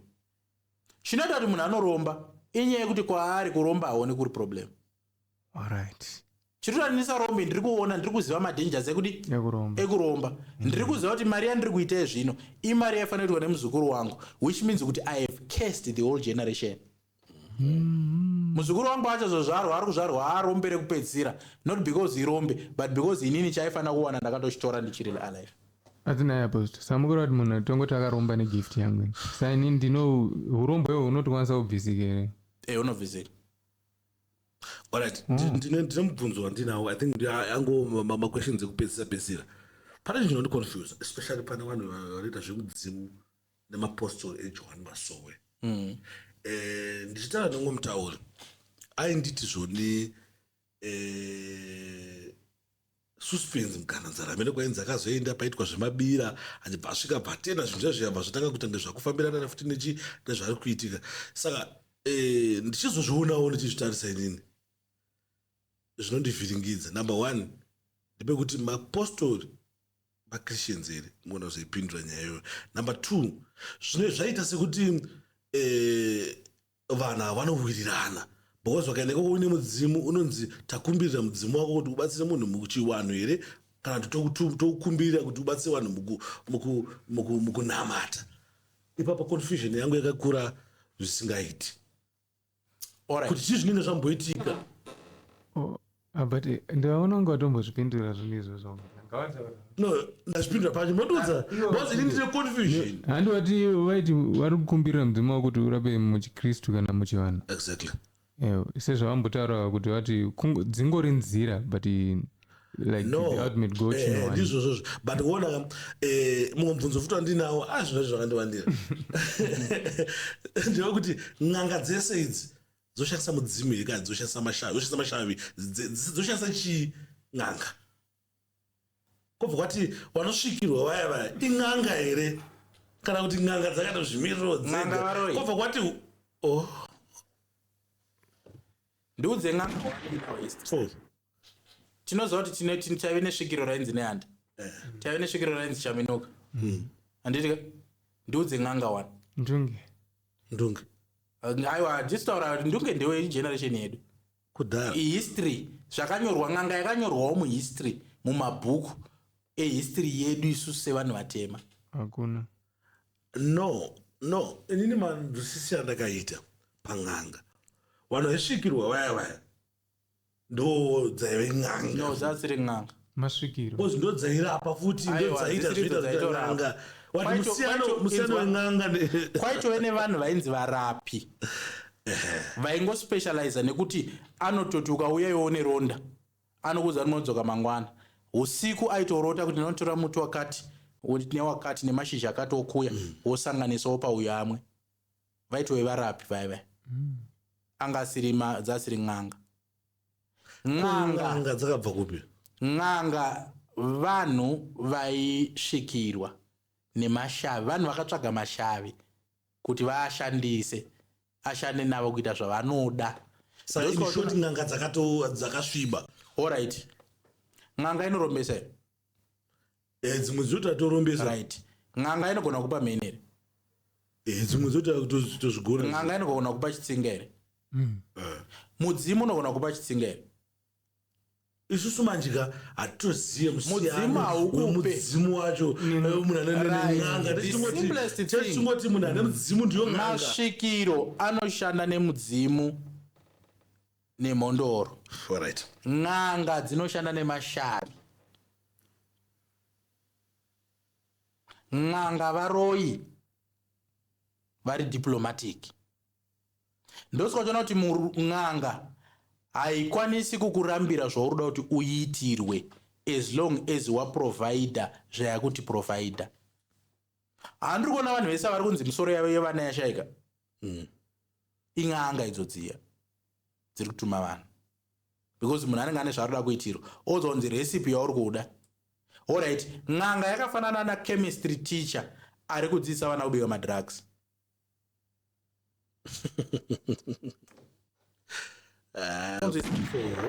N'anga ine kuti zvichaafekta mhuri yako.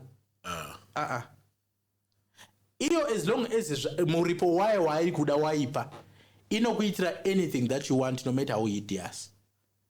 midzimu haidaro, midzimu haiti izvozvo.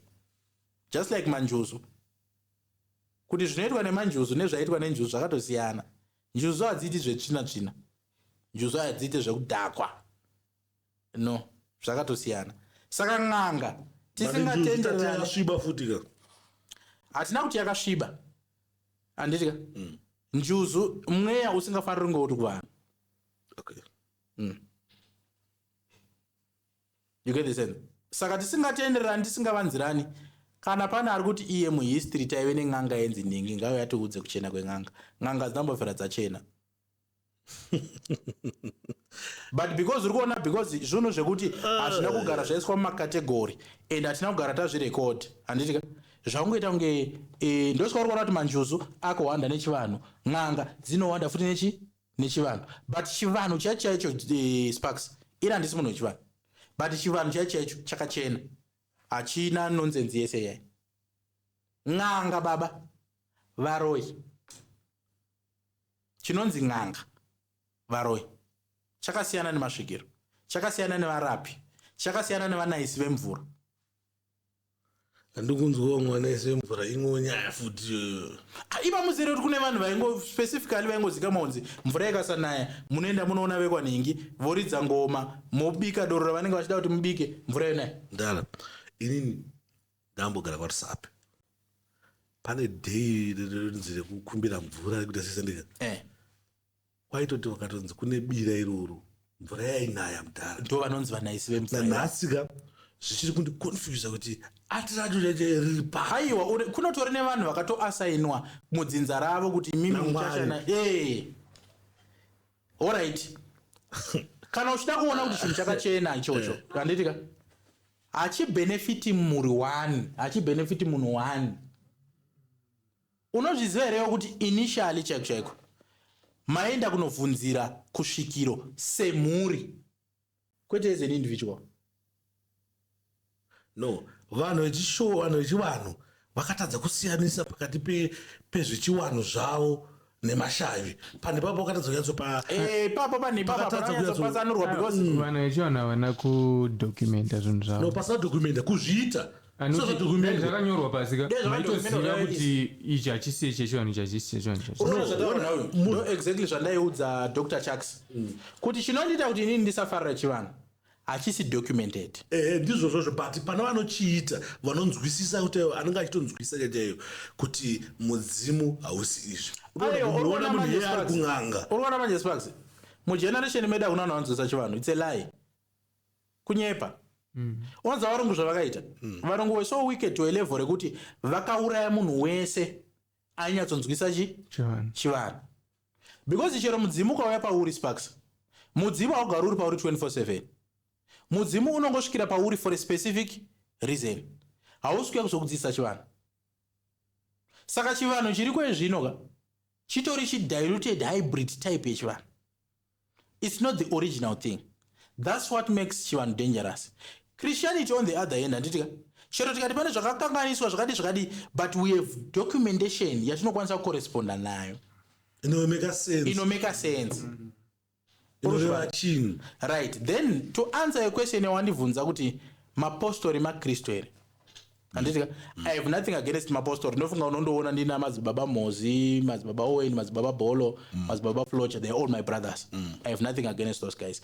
The way I view chipostori, and I have been saying this for a long time, I see secret. The way I view chipostori inini ndeyekuti chipostori, mapostori are not Christians. Are not Christians. They are not Christians. In what sense? In the categorization of Christians from the foundations. Chirikunzi Christianity chiri originator from the foundations of my apostles, vana Peter, vana Paul.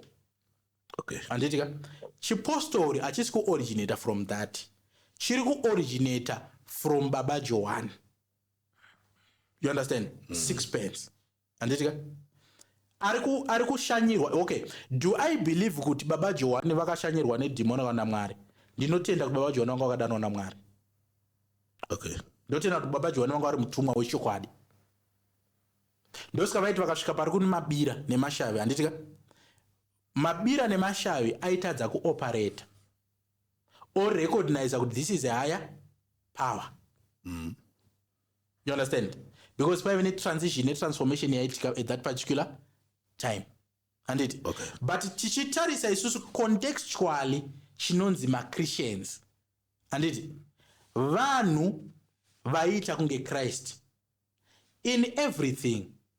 Remember, Christ ari kukurira mu Jewish tradition. Zvora kuti kamuitiro kavo vainzi ma Christians, ma Christ like, kaitoveneka uJudha. Okay. Wazvona. Christianity paizoya kuAfrica kwedu isusu. Hatisi kuintroducedwa nekaujudha. Tiri kuintroducedwa nekauEnglish. Okay. Ndosika uchiona kuti ma-Christians emuAfrica tinopfeka masuits. Tinogerwa ma-English cut. Taka-introducedwa Christian in an English context. Christianity. But ma-apostle now, their type of Christianity, Christians, for just argument's sake, and it will be a hybrid type of Christian. Because my apostle, and Jude, okay, they dress like Jews. Do we better? My robes. And my apostle, and chivanu, pakurapa nekuporesa kwavo. Ndosika vachishandisa mbiya, matombo, hari, mvura. Same nekurapa kwaingoita vanhu vedu vechivanhu. Maherbs, ndosika vachishandisa mashizha emubestrich. Uruzvona? Mafuta enzungu and the likes. Wazvibata? Ndikubata. Mapostori ane chi-Islam. Ukatarisa time inonamata ma-Islam neinonamata ma-apostori is the same.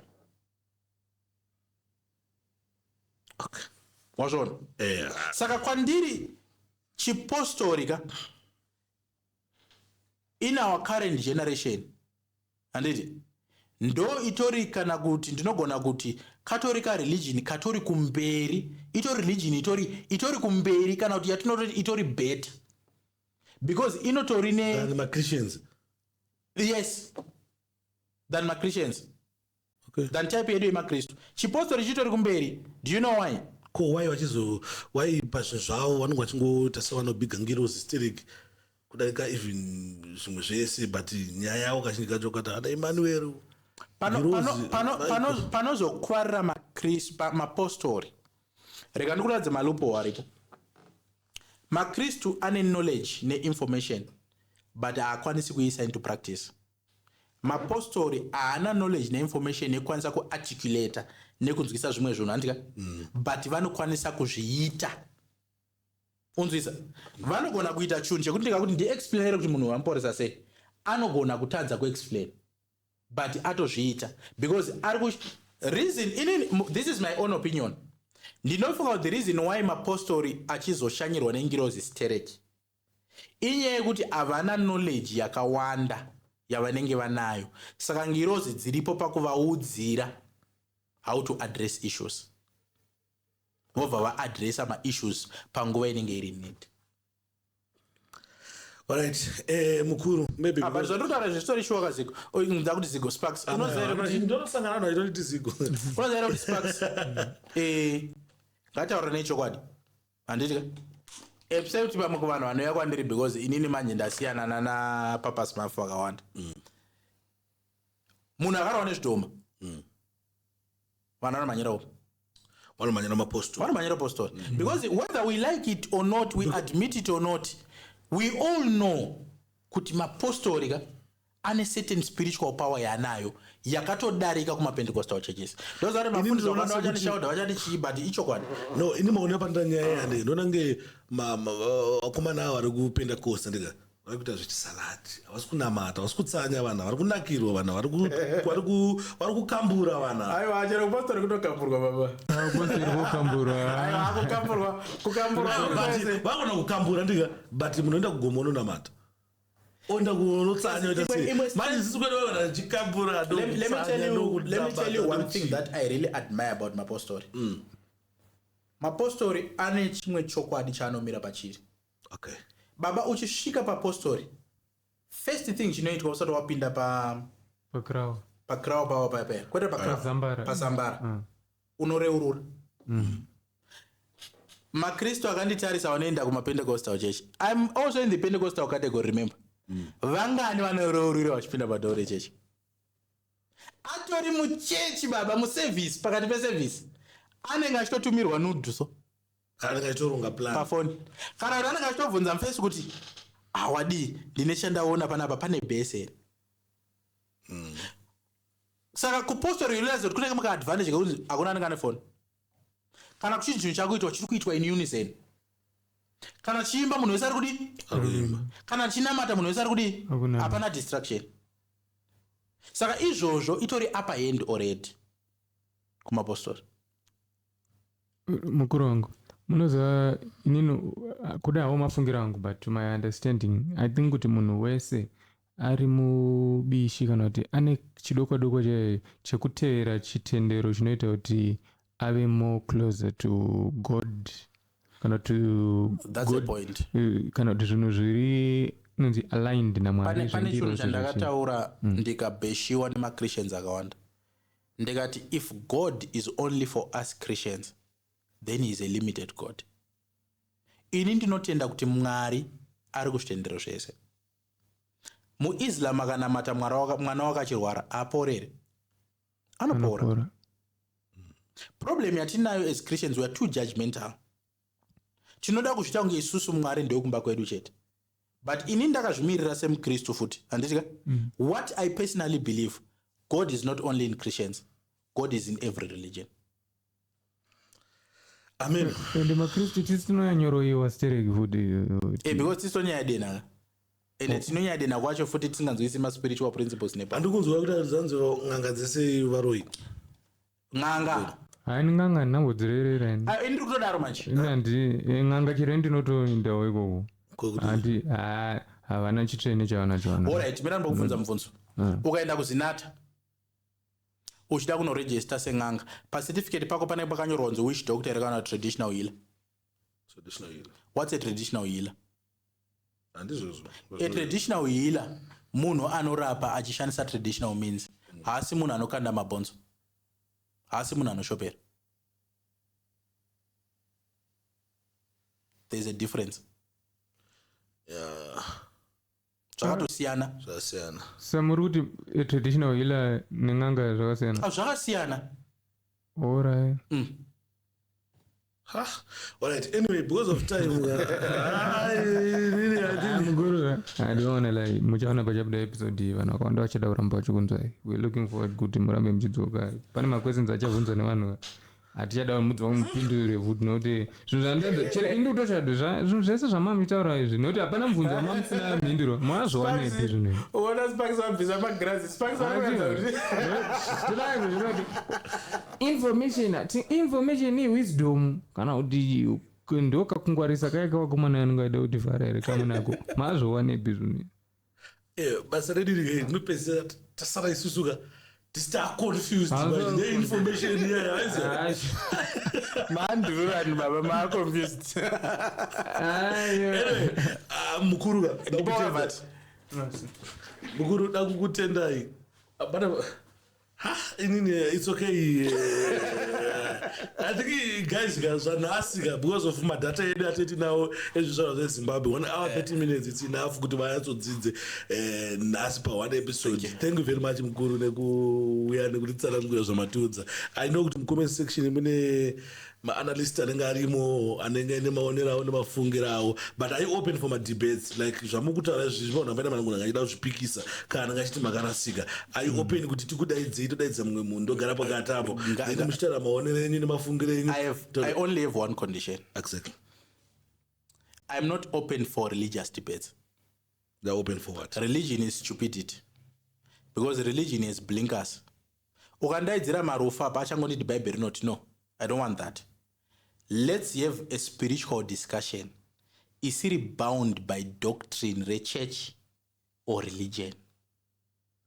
Aiwa, but manje kaona mukuru zvinonetsa manje makada kuti muchidari because kunoona kuuya munhu anotenda mureligion yechiwanhu achiti zvamukutaura pamusoro pechivanhu hazvisiri chivanhu manje haisi religion but akada kutange zvafanira ukabvunza vanhu maChristian it's a way of life haisi religion wakati samarasa chandi it's a way of life haisi religion but ozati kunzvenga inzwa religion hapana paachati Peter chakati ini ndozva bhaibheri baba ndinoparidza nebhaibheri handiti ndoshumira nebhaibheri ndotorikota handiti ka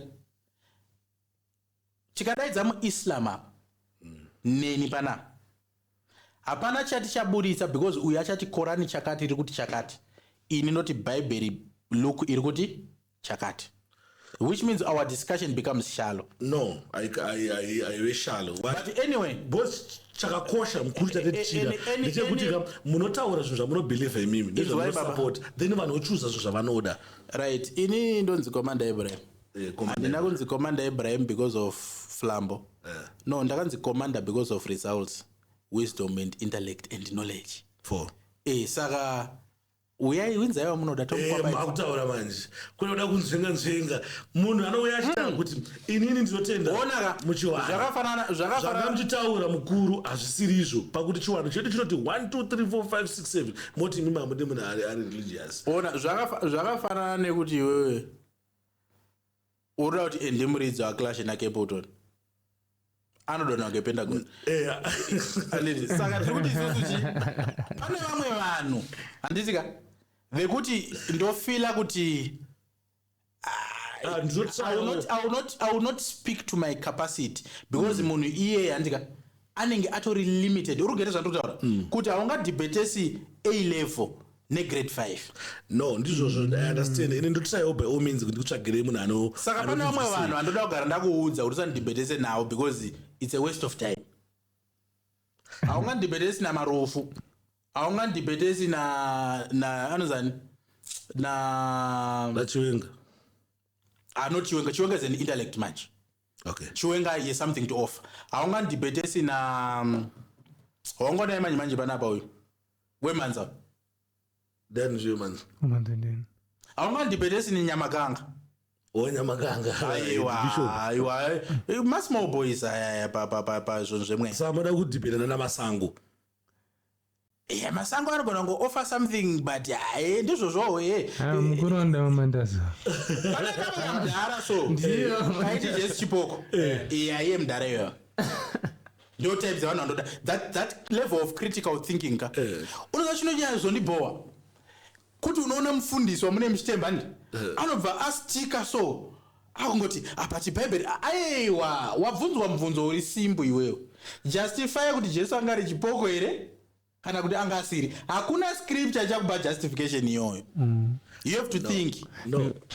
Ufu anoti zvandinotenda inini anditika kureva kuti zvandorarama zviri mubhuku saka ndichakuerengera ibhuku iri. Why? Because time iripo totapinda mubhaibheri handichazoti vesani but inoti but Mwari havana kupai the spirit of fear but of what? Of love and sound mind. Exactly. Indiri kudaenda pa sound mind.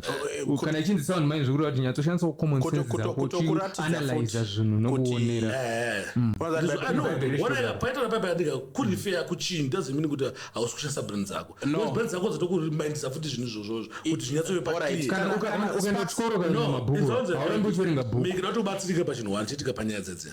Vanhu vaya vanonge vachiti kuna vanhu vanotenda kuti ngatimboipei pa example panyika panapa. Kuma ndenda kuti chinhu chakagugulwa painternet chache chokwadi ana mambo sangana wakadaro nokuti uchita nawo nharo wakawati shamwari internet iri kuti zvakati anobva abvuma bari kana kukangana kuti chinhu chiri painternet chaunachaswa na Sparks asidi kuziva. Alright, Sparks rikanokubetsere panonzi a sound mind. Whose mind are we talking about? Your mind. The things that are in the Bible are not your mind. They are other people's minds, not your mind. When you get that information, you have to have an ability to process it so that when you speak it using your mind, it becomes sound. Paul says, study to prove yourself worthy.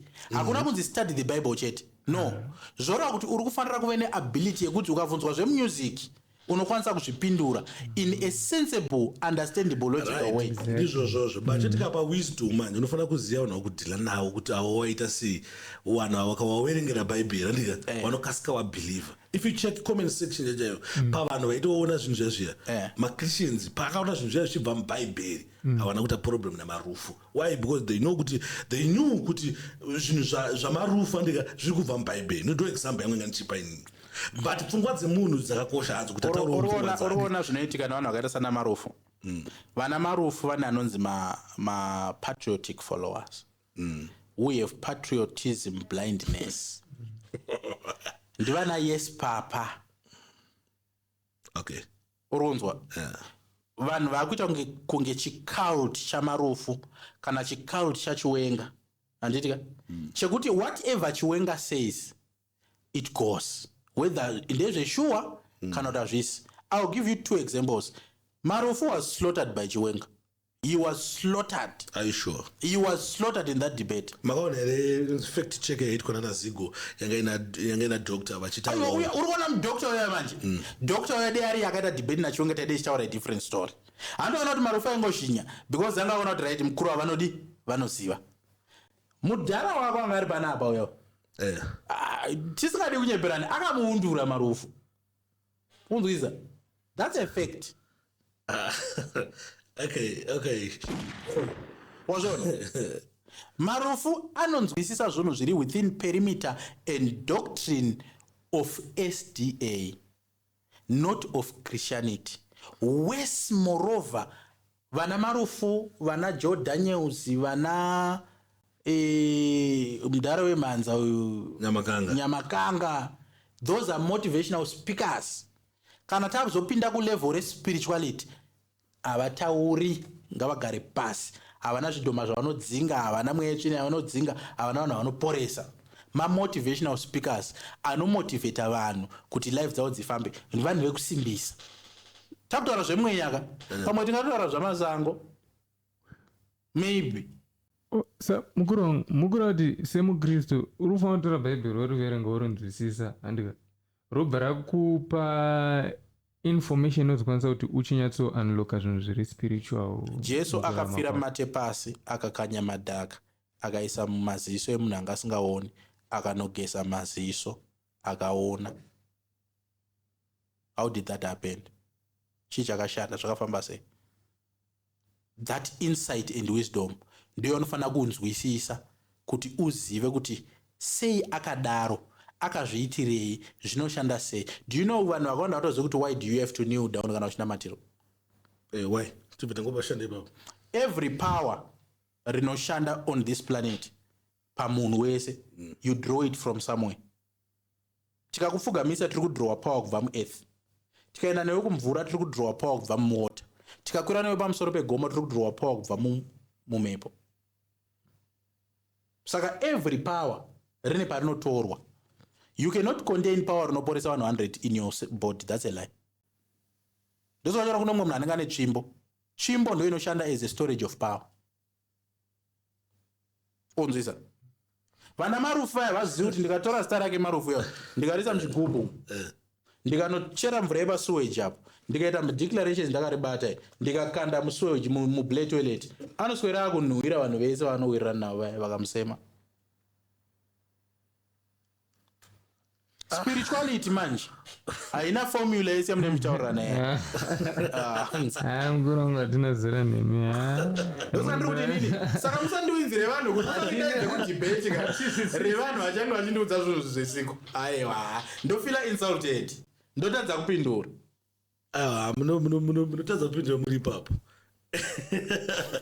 Munotadza kupindura muri ipapo. Ini ndakasangana nemumwe mutauri mudhara. Aiti zvoni Sparks. Unoziva kuti Satani hatombori igwereka. Satani anga aitonyepero ese mune zvitara. Aiwa, ikoko nekwa kupenga manje. Zvinhu zvandiri kukuudza Sparks izvi. Zvinhu zviri practical. Exactly. Unzwisa? Inyaya yekuti if you check handisi munhu anowanzoda kufarira kuti ndakanamatira ningi, takazinamatira chakati, tikanamatira chakati. Unzwisa? But tinotori nevanhu vatinonamatira every day of high caliber kana nchiti haikale bandika. Let me give you an example. Kune vanhu vasinganzwisisi unozere, especially vanhu vakadzidza stereke havanzwisise vanhu ivavo, but ukaona vanhu vakadzidza vachiva vachipfugama vachivanamatira vachidzoka vachitenda vachikupa land vachikupa chakati nechakati results. So kunzi commander, it's a matter of results baba. Kuti munhu akauya ari barren, number 1 tiri kusikana uchii chamutisa barren ndimwari here, kuroyiwa here, kusungwa here, chii chaitika, itype yechi yebarrenness kana exactly kana takabvisa nhungu handiti takuchiweka because every problem is tailor-made. It is a tailor-made solution. 3 mapofu Bartimaeus haasi kuona because baba vake vakatadza vakakeswa. Bar zvinongoreva son of Timaeus zvinongoreva a blind man. Saka this was a son of a blind man. Saka ari kuti naJesu son of David, haasi kuti son of Joseph biologically, haasi kuti son of God spiritually, ari kuti son of David genealogically, because problem yake it's a genealogical problem. Obvanziona. Second guy, madisciples avunzwa takatadza pakati pababa vake namai vake ndiani. Why? Because vari kufunga kuti nekuti uyu baba vake vakatadza Bartimaeus handitika, saka uyo ibofu nekuti baba vakatadza. Ari kubvanzi no, hapana akatadza. Izvi zvakaitirwa kunzi umambo hwaMwari huonekwe. Zvoreva kuti Mwari pavakasika munhu iyeye vakatomusiya asina maziso kuti Jesu agoblinga naye amuporesa. Third bofu ari kuburitswa musiti, obva anzi maziso ba onzi uri kuonei, obva ndiri kuona vanhu vanenge miti, which tells kuti munhu haana kuzvarwa asingaoni, akazvarwa achiona because anzwa difference yevanhu nechi nemiti. Unzwisa? Obva amubata futi cash 2 otusasadzokera muguta. Why? Because muguta ndomaibva witchcraft yamutarisa kuti kuona. Saka unoona here kuti 3 mapofu but kuporeswa kwawo kwakasiyana. Saka anti-marriage, barrenness, kurwara ukaenda pamunhu asingakwanisi kuona kuti source of problem chii, hapana result. Now we have 2 hours. Toda kuti tisati tapedza ndingoona kuti ndanzwisisa here zvamamuchitaura mukuru pamamuchitaura ndinenge ndanzwisa kuti spirituality yamukutaura inova ina Mwari kumusoro andi kubika sadza asi marecipe ndo wazova na religion. Exactly. Alright. Ewa mukuru ndakutendai nerutesve newisdom yese yangamutisheya panapa, and I'm sure kuti mhuri yeZimbabwe ichabatsirika, ichawana help from zvese zvamataura. I hope hamuna kurasisa vanhu because kana varasisa you're so convincing. No, because kana varasisa vanhu Bible shoko raMwari ndozodzosa. Hai, Pauro aiti akaparidza varume veBheria vaenda vozonoresearcha vonzvera kuti zvaangachitaura ndizvo here. I'm not looking for people who just gullible people vanenge vachingoti ndezvenema anopenga. No, if you are disagreeing with what I'm saying, give us real facts anditi which are not agreeing. Ngatisangoti ainai mafutseki pasina mafacts. pada zvinhu zvekuti zvino Saka people are free and open to do my checks, to do my research. Ezvandiri kutaura. They are free to prove me wrong. Kana nini ndona ngokudaidzai ndakukuita facts check kana ndona kuisira izigwa apa Zvatinoita manje. kana ndona kudaidzai era professor Zvatinoita manje tozvida izvozvo. zvakakosha kuita kuti vanhu vasataure zvinhu zvisiri izvo, wasapa vanhu poison. Aiwa mukuru, but for now buda kuti indiri right manje tofanira kuwirirana kuti unogera ndebvu nemusoro. aiwa no, imi makabuda muri pachokwadi korona yenyu iri kudenga. Ini yangu iriko manje. Ainombananga iriko kudenga. Anyway, muri Zimbabwe, thank you very much nekuramba muchiona nekuramba muchisapota zvatinoita. Mwari ngakuitire zvakanaka, ngawakomborerawo mabasa enyu amunoitawo, ngaasapotwewo samasapotera mukuito redu.